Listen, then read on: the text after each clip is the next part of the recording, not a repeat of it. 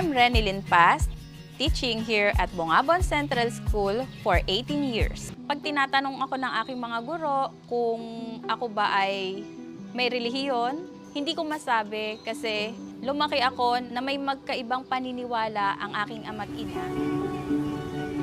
Noon lumalaki ako, yung religion, hindi ko ganong napagtuunan. Wala akong stand kung ano yung magiging paniniwala ko. Bata pa lang ako, nasa kapaligiran kami na puro Iglesia ni Cristo. Nakikita ko sila, nakagiyak ng maayos, maganda yung pananamit. Pag dumadaan ako sa kapilya, gusto ko malaman kung ano yung nangyayari sa loob. Kung bakit ganun sila kakonsistent na sumasamba. Nung college po ako, na-meet ko yung dalawa kong kaibigan. Ting Huwebes, gumagiyak sila magpinsan para sumamba.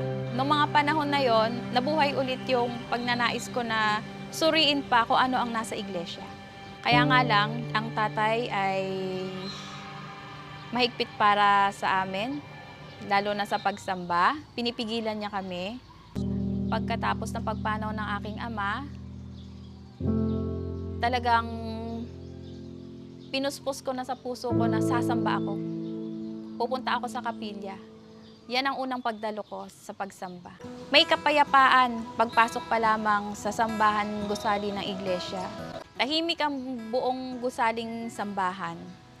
Lahat taimtim na nananalangin. Sa iglesia, ang basehan talaga nila ng mga turo at aral ay mula sa Biblia na yun yung tama at totoong turo. Ang turning point ko po ay ang lubos na pagkaunawa sa mga tunay na aral ng Diyos.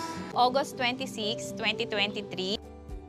Dati, trabaho, pamilya. Pero nung nakakilala ko na ang tunay na Diyos, unahin natin siya.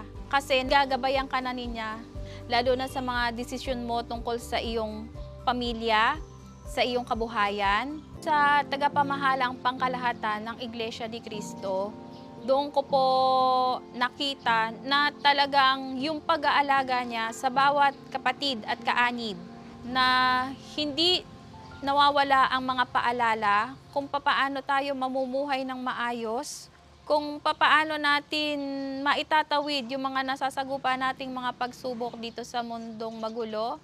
Sa lahat ng mga katulad kong professional, dito po sa bayan ng Bungabon, hindi lamang karunungan ng ating isipan, hindi lamang karunungang pang-akademya ang mahalaga sa atin, kundi ang pagsusuri para sa kaligtasan.